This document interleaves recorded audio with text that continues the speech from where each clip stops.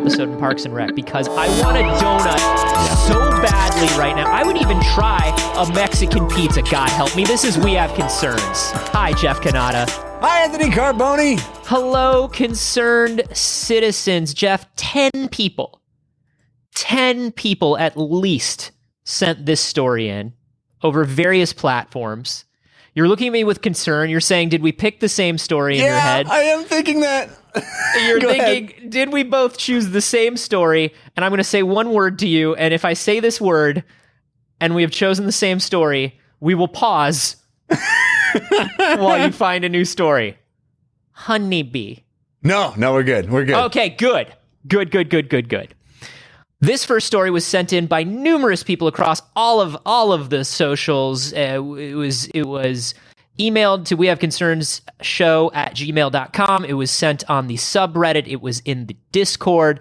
People are all about this, and this is a story about honeybee venom can actually destroy breast cancer cells. Yes. Extraordinary. Honeybee now, all we venom. have to do is make sure that honeybees aren't dying out in alarming numbers, and then we'll be all right. Yeah, the Discord one, I remember somebody who posted on the Discord was like, this one's going to initially make Anthony like excited and then make him so angry. Because here it is. Here's the simple thing that we can do. Here's an easy thing.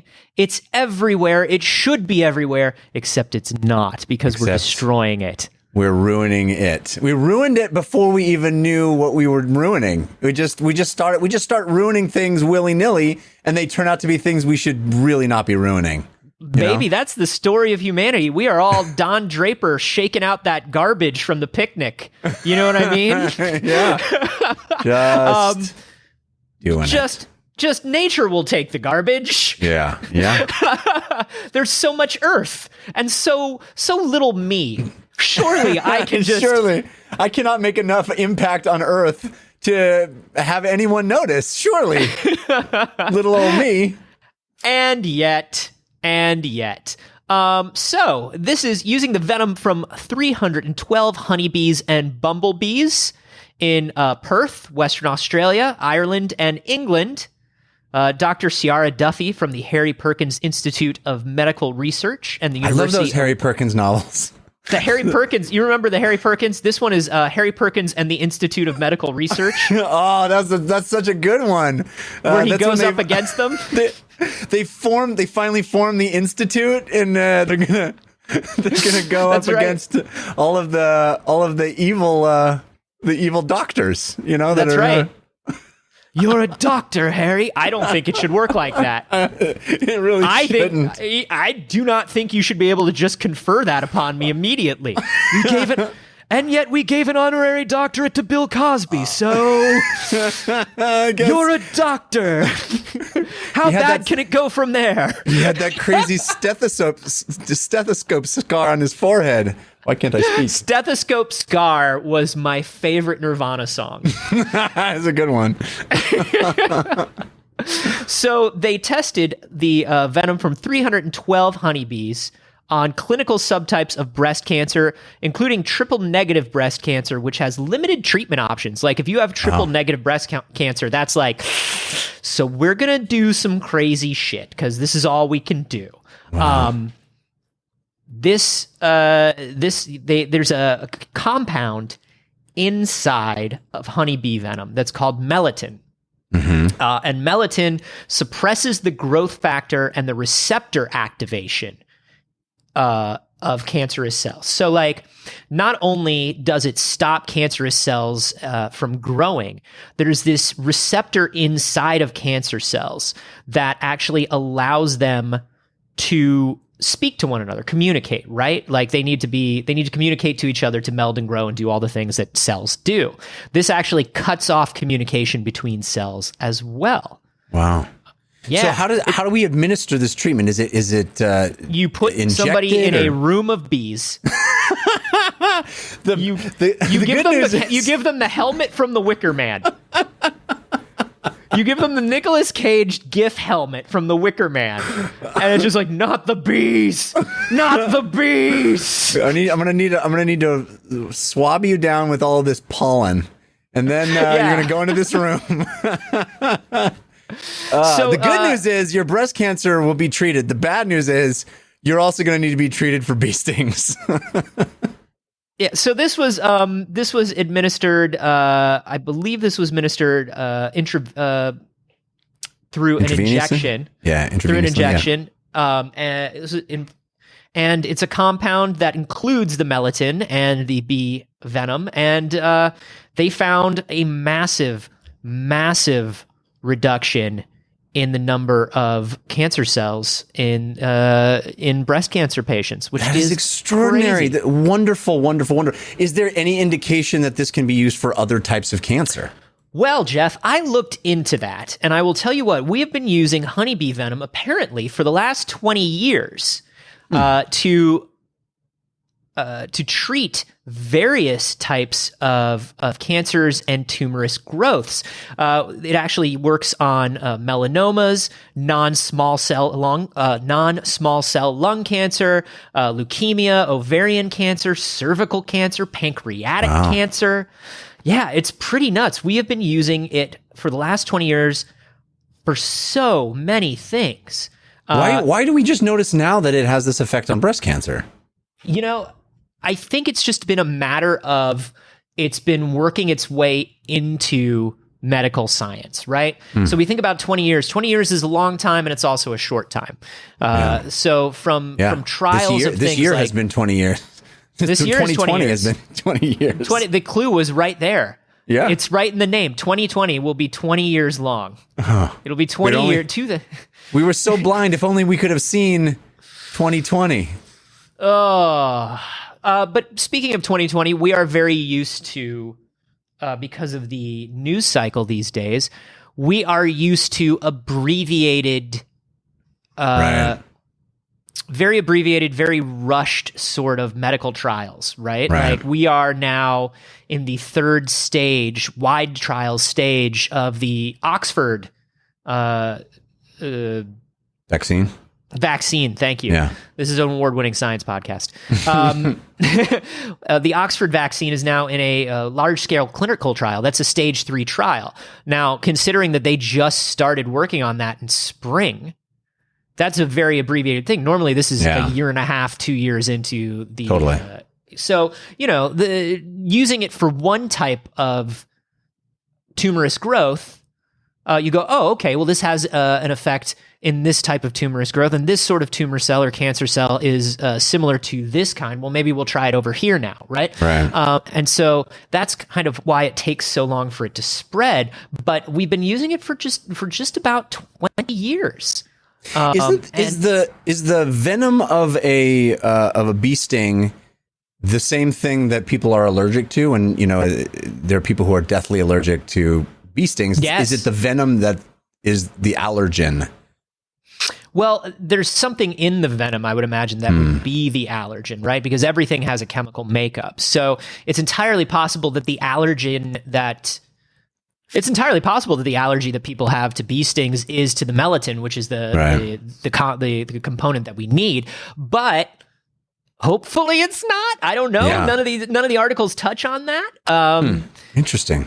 My worry about this, though, is the sort of trickle down of this news into the sort of homeopathic and, you know, rub some honey on yourself, naturalist shit. You know what I mean? Like, yeah, I worry about that. And it's not to say that stuff does not have some merit. Like they're running studies right now about whether local honey actually does help with allergies. They say that it might.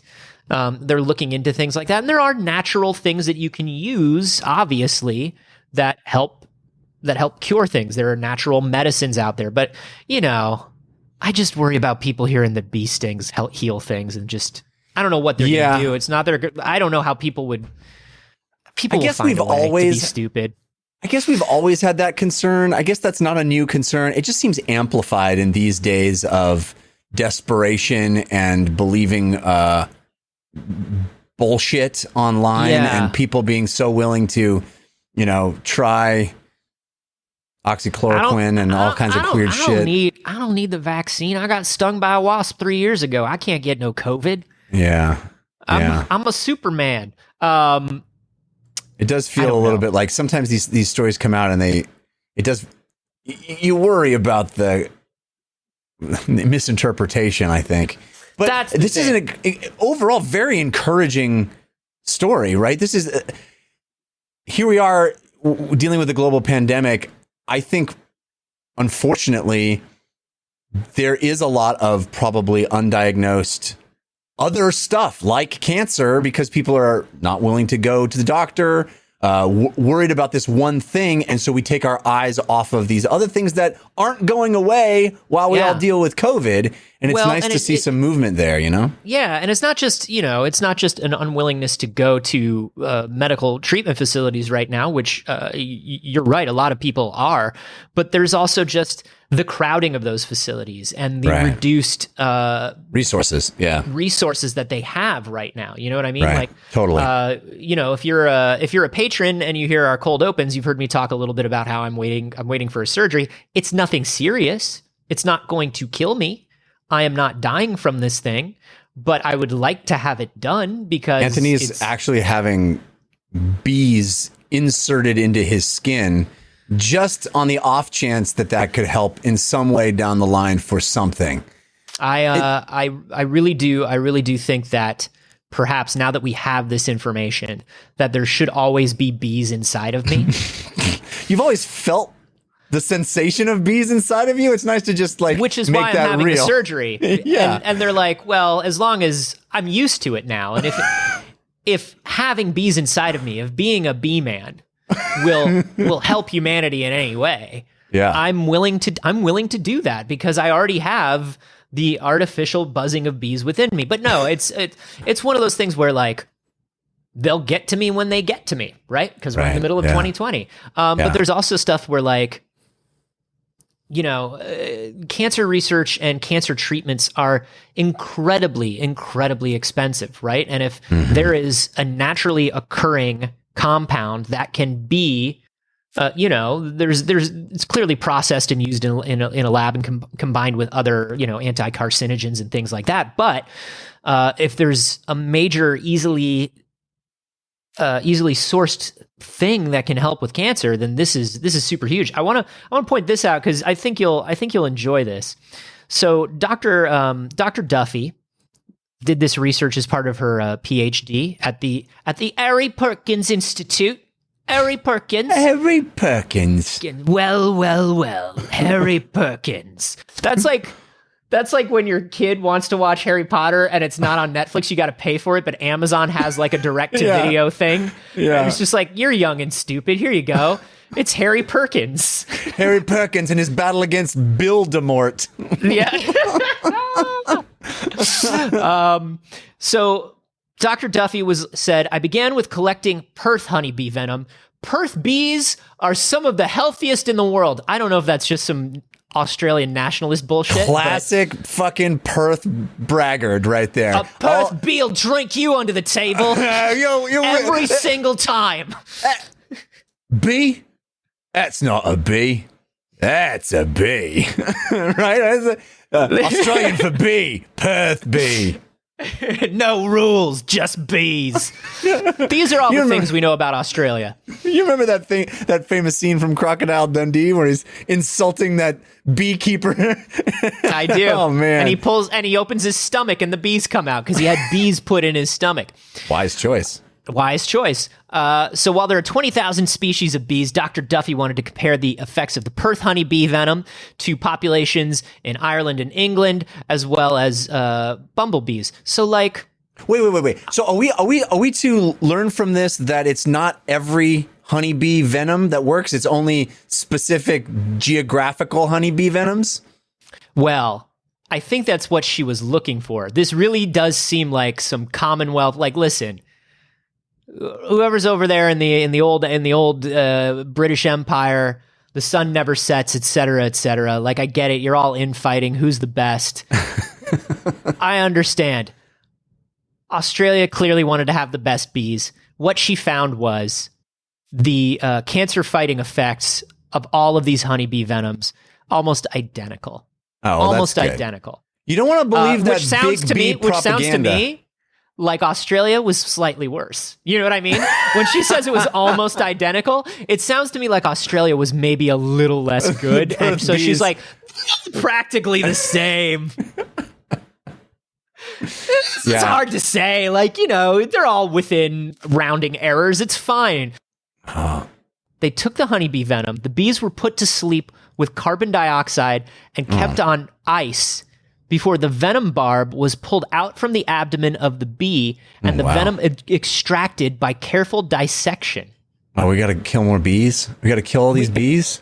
That's the thing, is in order for this to work, Jeff, I fear that not only are we killing the bees on accident, it now sounds kill like them on perhaps... purpose? Well, maybe this is like a Spider-Man movie thing, though, Jeff. Let's look at the silver lining. Maybe like one bee's worth of venom cures like 10 people. Like maybe that's it. Not It what doesn't you said say. at the beginning. You said 300 and some odd bees. Well, she tested 312 different bees. That's 312 dead bees is what she did. 312 dead bees. As part of the trial to find out. Now that we know, maybe it's only one bee per 10 people.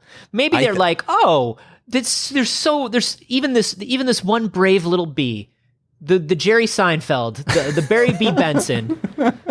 Maybe one Barry B. Benson can save 100 people. I don't know. They don't say what the ratio is. Save all these people. I'm just a bee. I'm just one bee. I can't do it all. I can't get rid of all the cancer.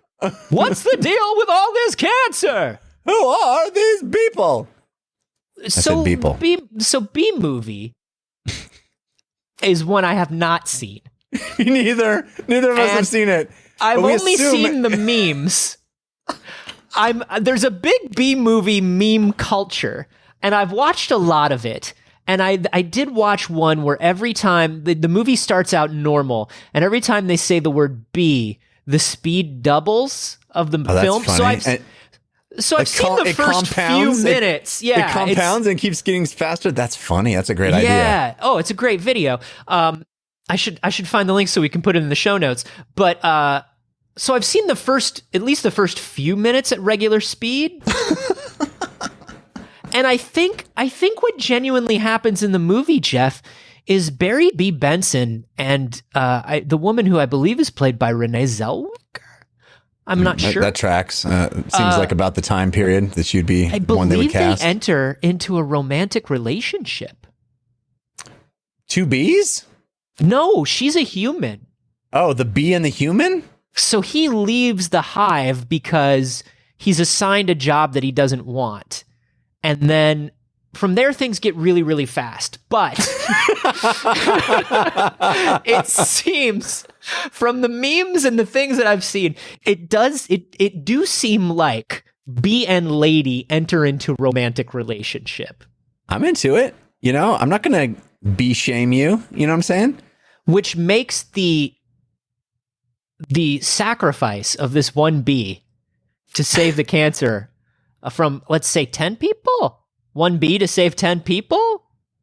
Maybe one of them's her. Maybe that's Act 3 of the Bee Movie. Maybe she has breast cancer.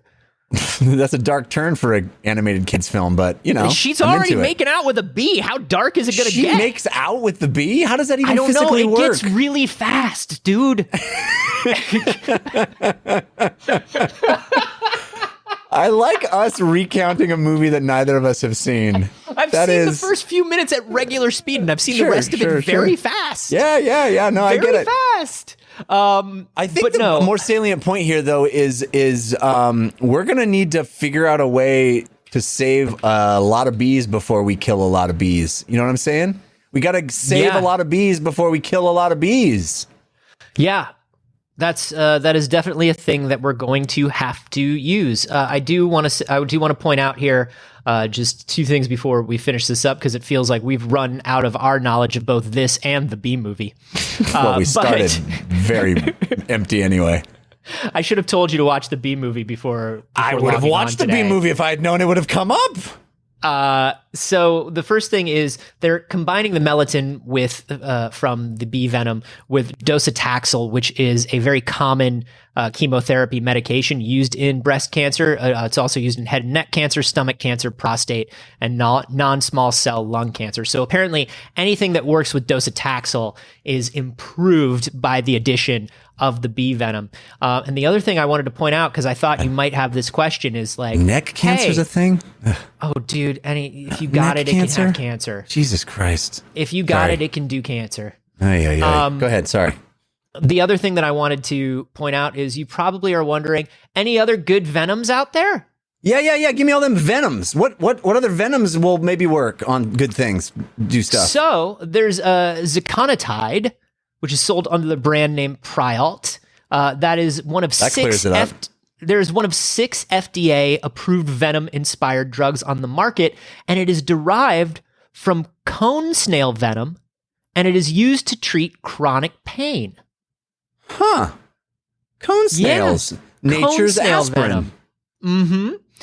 There's also Exenatide, which is an anti-diabetic drug derived from the Gila monster. Gila monster venom. Yeah. How come all of the venoms that work really well are in endangered species?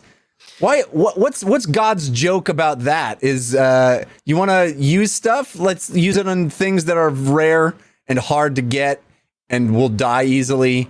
And what's that? I don't know, about? man. I don't know. Like it really does seem like it was scripted, doesn't it? Like you've got to get to one island and find one snake that will stop the poison coursing through your love's veins. Why isn't it?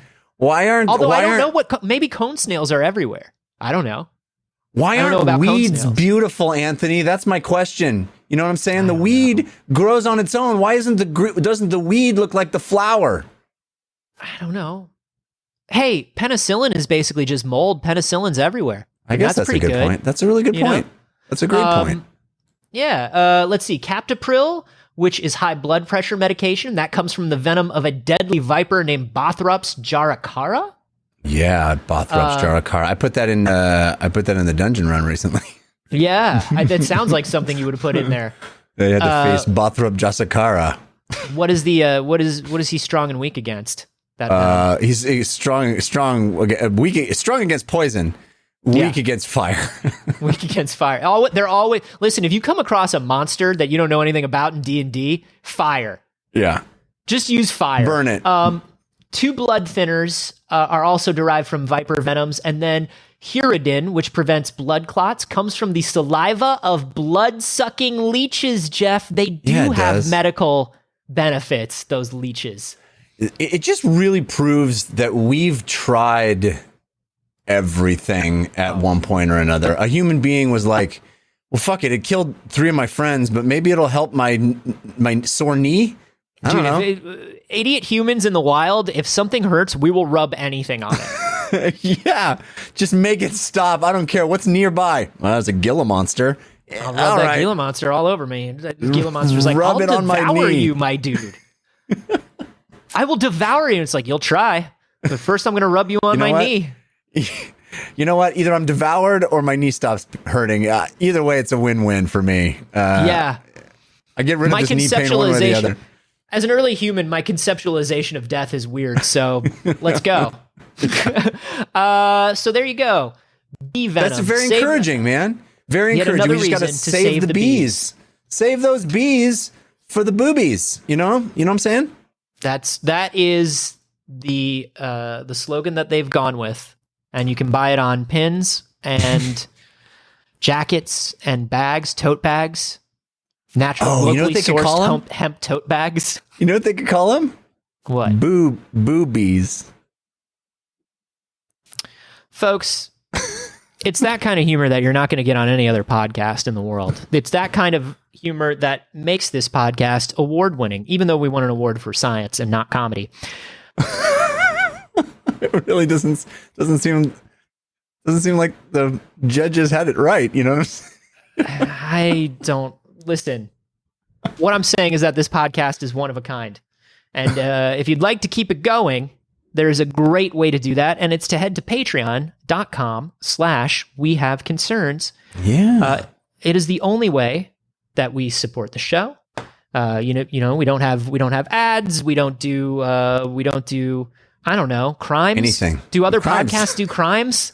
I bet some do. There's all those real crime podcasts. I'm sure they've learned a thing or two in covering Eventually, you run out of Yeah. content and you've got to create your own content. You know what I'm saying? We are unwilling to do that. Our alternative is to coming to you, dear listener, and asking you to head over to patreon.com/wehaveconcerns. Learn about all the lovely things that you can get out of this deal. It's not just stopping us from doing crimes. That's merely a side effect of the things you get out of this deal.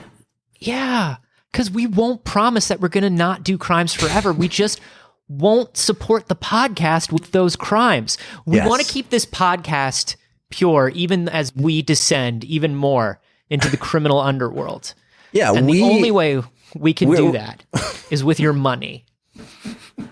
We're not going to dirty your hands with our crimes. Let's No. keep them in two separate buckets and fill our bucket with your money.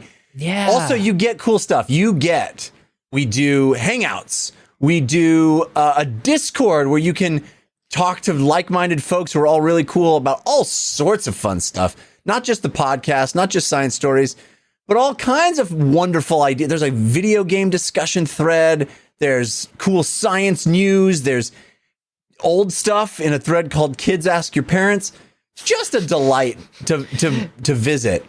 It's a really wonderful place. I do feel more and more like Discord is the last refuge of social media right now in the year of our Lord 2020. And it's such, we've grown such a wonderful channel and such a wonderful community. So you can come be a part of that.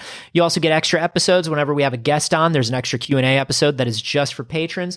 You also get extra bonus episodes that are the conversations that we have before we start an episode. You always hear us coming in on the tail end of a conversation. Those are all available to you if you become a patron at the cold to open level. There are so many ways to support us, and by so many ways, I mean one. Just the one. Patreon. Patreon.com/wehaveconcerns. Anthony, I want to tell you about a part of our lovely country that was brought to my attention in an email sent to wehaveconcerns@gmail.com. This was an email sent to us by Jason De Silva, who wanted us to know about Centralia, Pennsylvania. Oh, the fire. The burning town of Centralia, Pennsylvania. As recently as 1960, over 400 people lived in Centralia, Pennsylvania. Now 10 people live in Centralia, Pennsylvania. Yes, it's been 60 years since 1960, but guess what? People would probably live there, but for the fact that Centralia, Pennsylvania has been burning for 60 years. It's on fire, and it has been on fire since 1962. If I remember correctly, this is a coal mine or something that caught on fire. So it's an underground. It's actually burning the fuel that they were mining. Is that correct? I don't know if there was a mine, but it is an underground coal pocket that lives in these seams. This is a deposit of coal.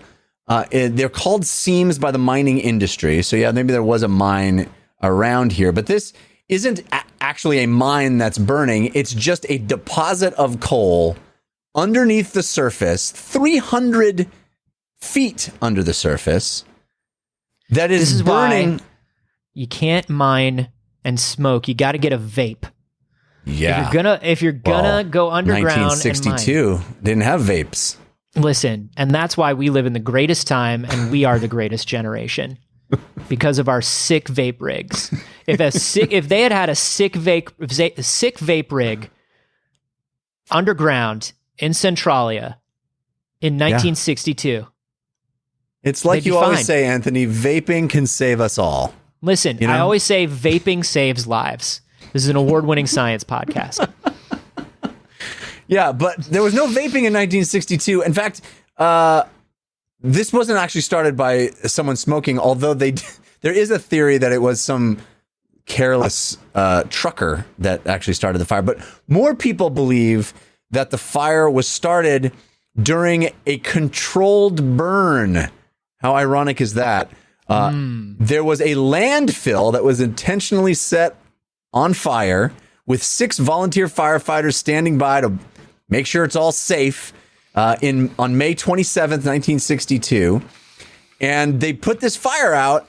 Little did they know that the garbage of the landfill caused the burn to seep underground and get low enough to catch the coal on fire, which, as we know, coal burns real good. It's easily combustible. That's why you put it in your barbecue pits. That's why we burn it for energy. And if you have superpowers, you can turn it into a diamond. If you happen to be in love with somebody, that's an easy trick that goes over really well. Squeeze it with your super strength. That's all you got to do. And it's useful for so many things. So this started this fire underground they were unaware of. The fire has been burning for 60 years. They believe it will continue to burn for at least 100 years more.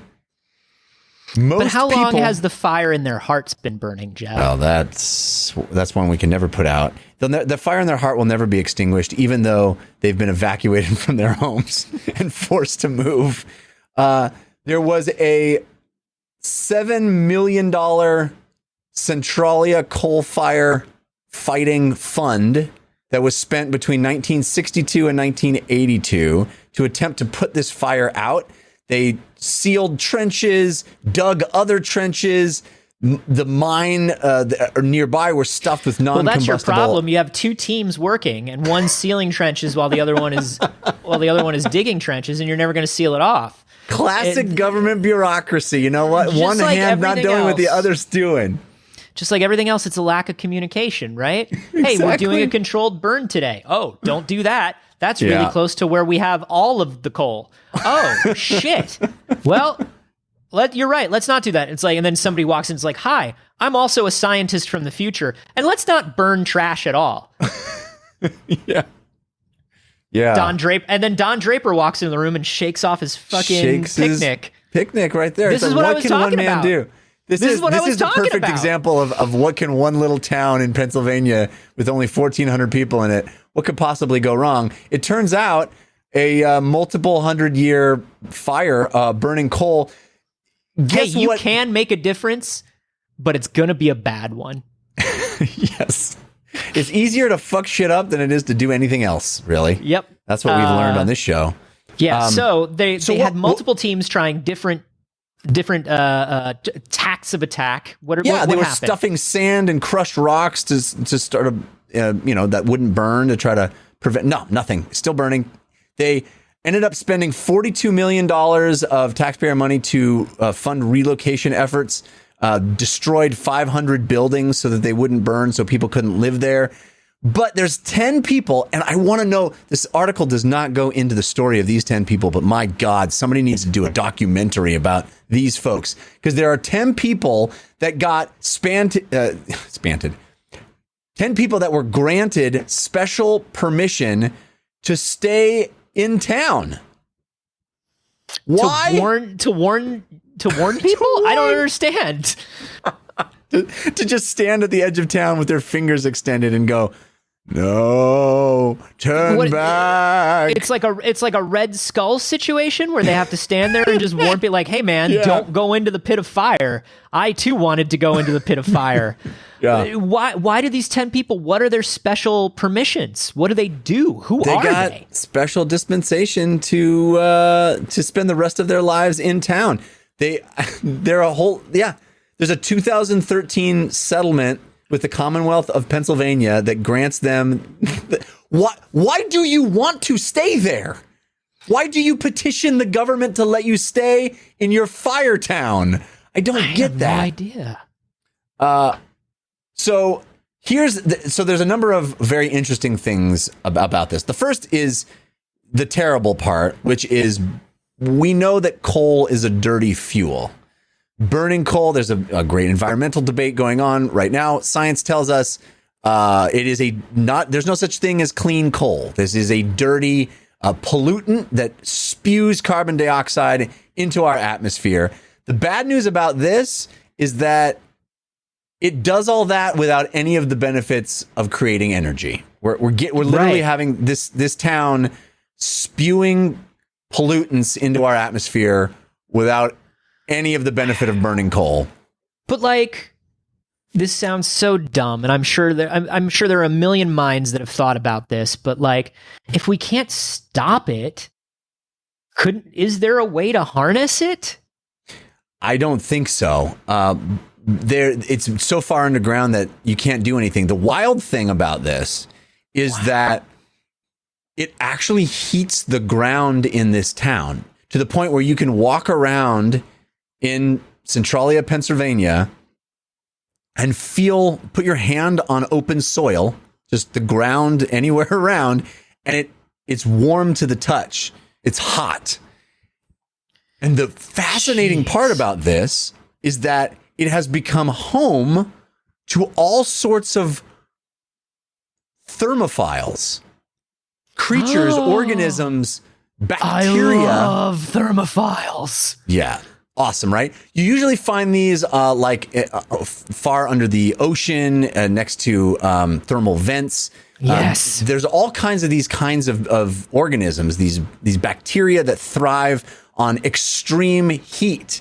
And there has been scientists that are studying the soil in Centralia, Pennsylvania, and have found tons of these kinds of organisms, this bacteria, these very single cell organisms, very simplistic organisms.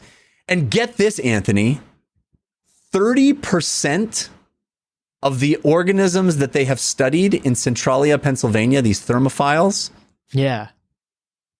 completely unknown to us before now.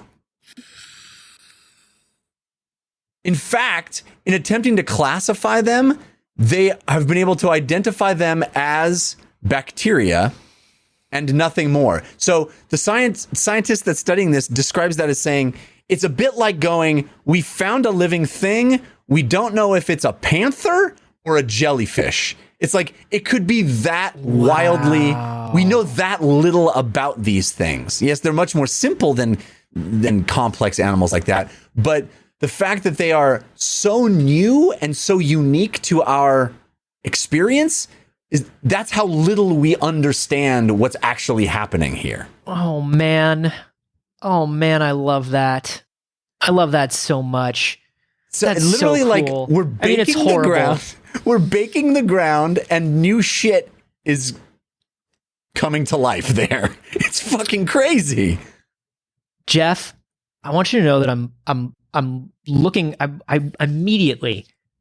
I know that I'm supposed to be paying 100% attention to what we're doing, and I always am. I always am. Always. But I also wanted to look up who these 10 people are. I don't think we can find them. I mean, it doesn't say anything in this. I looked up some stuff, and I found some things about Centralia that I didn't know before. In addition to your thermophile thing, which I find incredibly interesting because I never even thought about that. But so here's the thing: the fire was burning for 20 years, and the government just didn't really care until in the 1980s.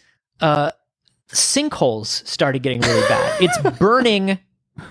It's burning the literal earth, the support structures, because this coal, it's running in veins. Yeah, it collapsed the highway that was going through town because the highway was built on these support structures.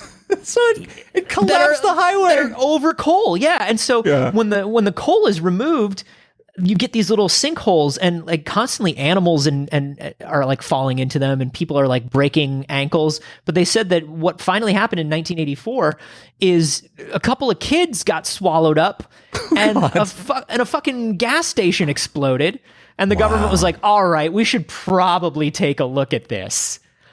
Did you see that nuts? That in 2002, the United States Post Office revoked Centralia's zip code. Yep. So they've 10 also removed the town name from the municipal building. Those 10 people are stubborn as fuck. Those 10 people can't get mail.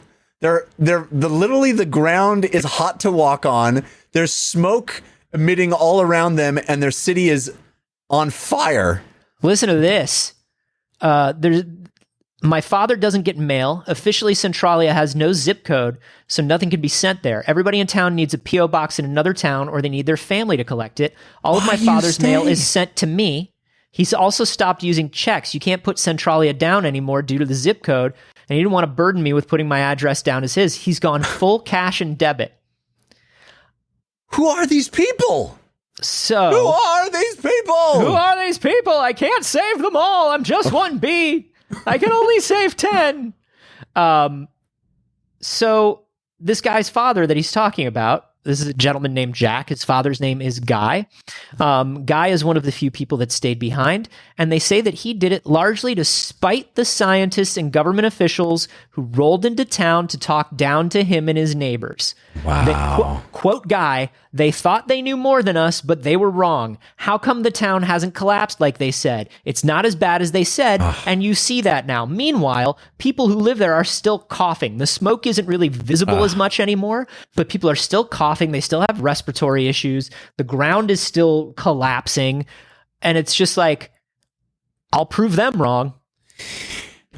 I now wish we didn't learn about the people that stayed there, because this story just took a real dark turn. I mean, it was pretty dark. This story took a already. turn for the 2020. You know what I'm saying? So hard. So many guys out there. So many dudes out there right now are Guy in the year of our Lord 2020. This guy that doesn't have a postal code is His still name gonna is find a way to Guy, vote. and he's from nowhere.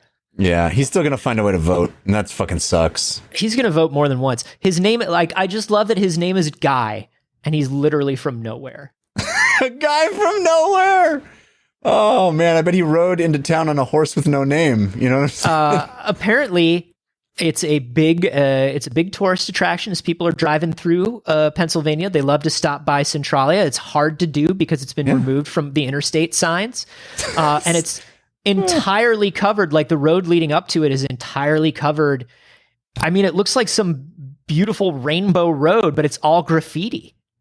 Yeah, they said they shut down State Route 61 in the 90s. They wouldn't even let mostly because the highway was collapsing. But, hey, don't drive into the hellfire, everybody.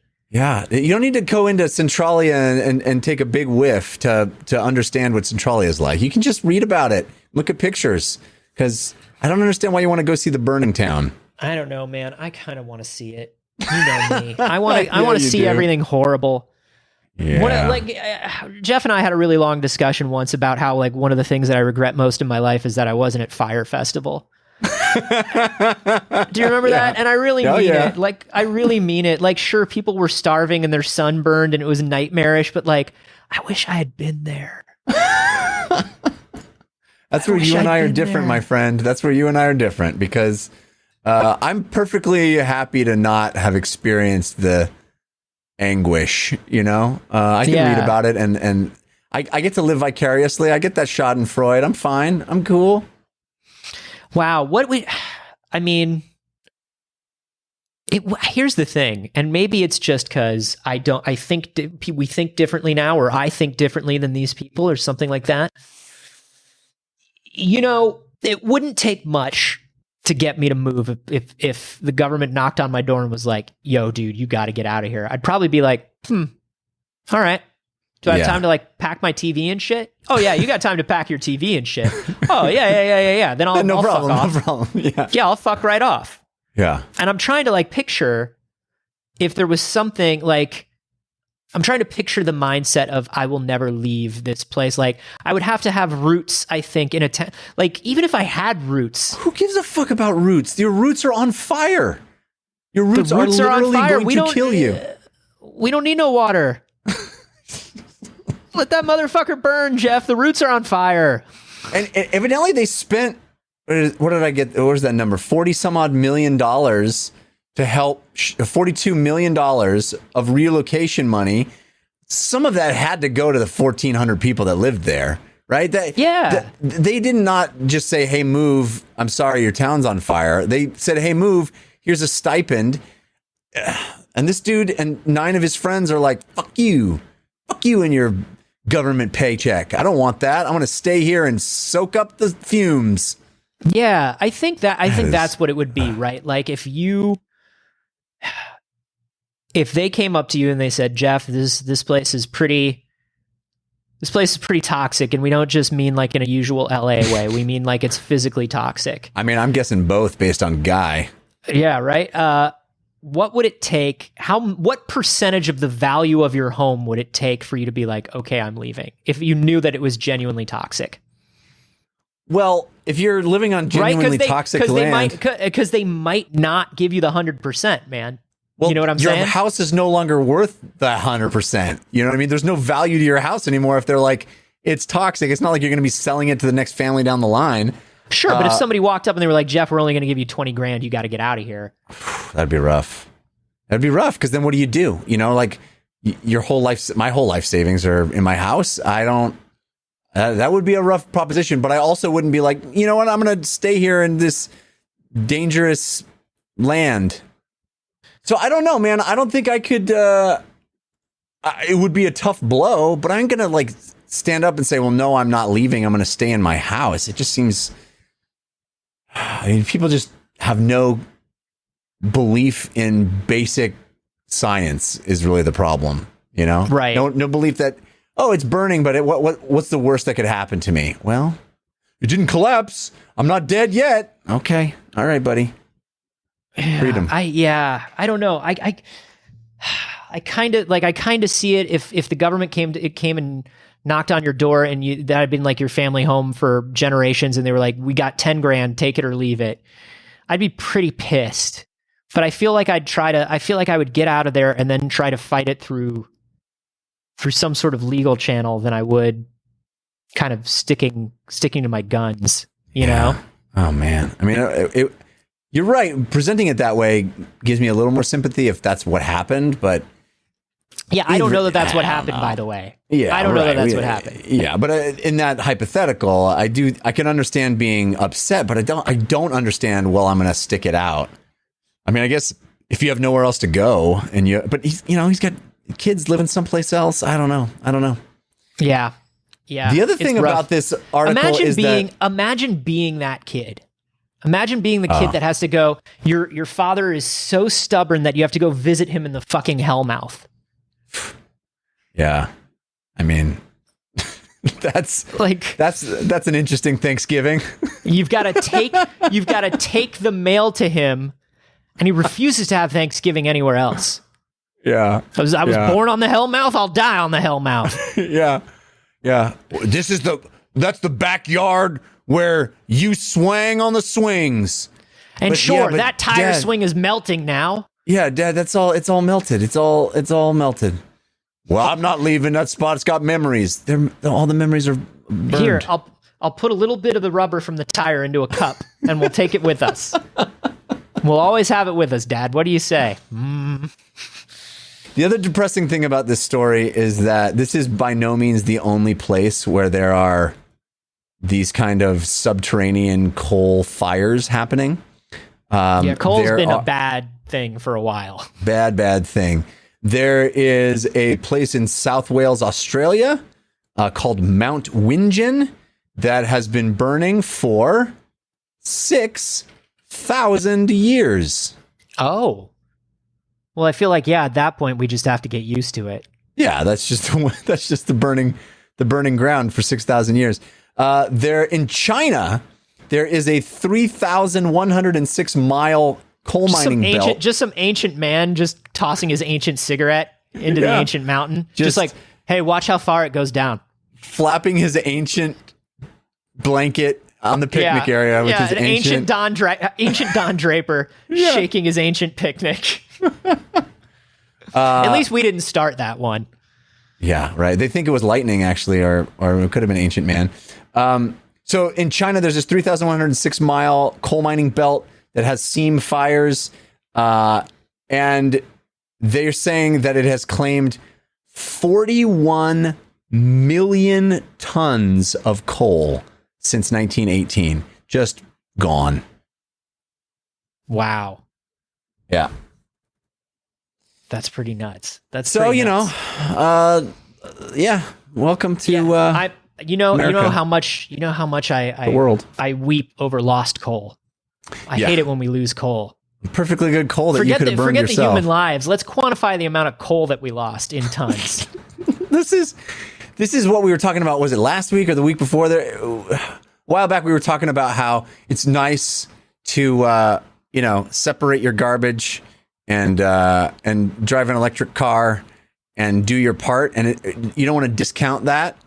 But also, several cities are burning underneath the ground for thousands of years, emitting carbon dioxide into the atmosphere. We're still using coal, baby. We're still using coal. We're still using coal. Save the bees, stop the coal. Save the bees, stop the coal. There's our episode title. There's the episode title. I did it, everybody. And once as you know, it's the laws of the podcast. Once we come up with the title, we have to end the episode immediately. It's the rule. Those are the rules. You've heard us do it 100,000 times.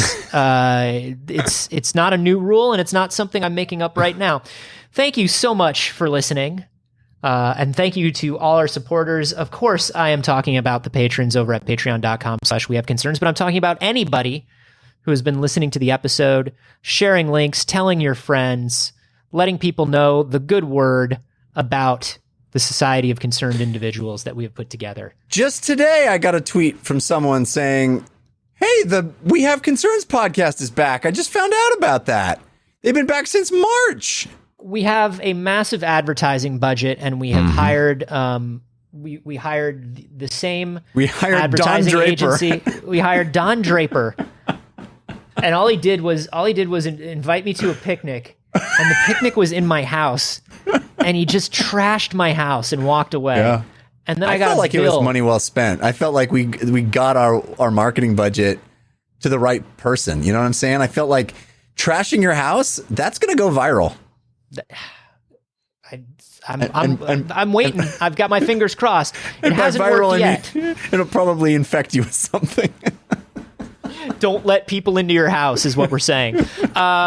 So, we obviously don't advertise. We don't do anything like that. So all of your word of mouth, all of your telling your friends, all of your tweeting things out, talking about it on social media is so helpful and so wonderful. And obviously there are concerned citizens who are still out there who have yet to learn that we are back. And so it also helps bring them back into the fold. So thank you all for helping. And we will see you all next week. Bye.